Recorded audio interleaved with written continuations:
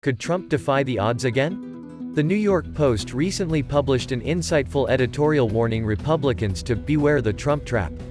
They caution against talking obsessively about former President Trump, because that is exactly what Democrats want. They are correct. As he runs for a second term, President Biden will not be able to hide out in his basement, as he so successfully did in 2020. Instead, he will hide behind a blizzard of negative Trumpian headlines.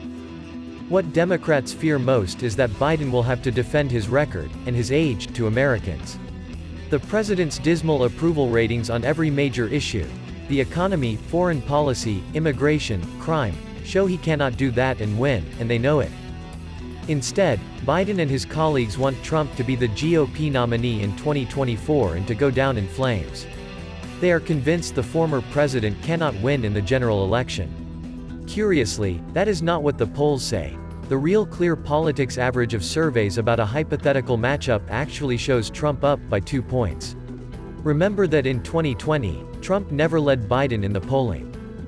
Does Trump carry huge baggage? Absolutely.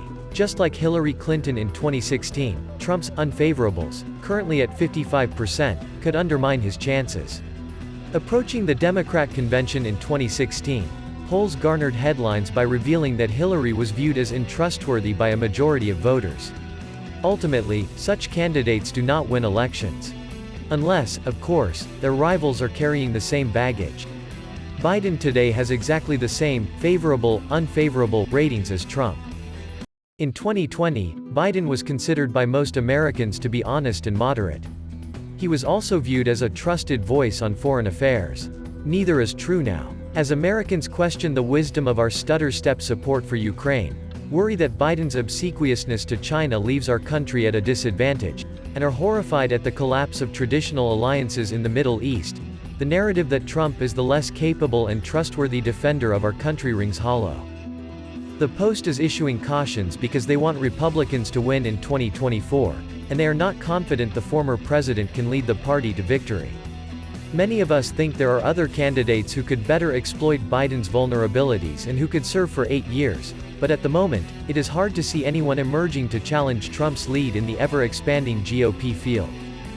There are currently 13 people who are competing for the Republican nomination, including the governor of North Dakota, Doug Burgum, whose name is unknown to most voters, and anti-Trumper Chris Christie, who has as much chance of winning the nod as I do. Such a large field bolsters Trump's chances. Currently, Trump leads his closest rival, Florida Governor Ron DeSantis, by more than 30 points. It is a long time until the election, and polls can shift. It may be that Republicans become wary of voting for a candidate who has been indicted on criminal charges. It might also be that Trump fatigue sets in, with voters gravitating toward a candidate looking toward the future, and not the past. That's how a recent CBS poll assessed the priorities of likely GOP primary participants.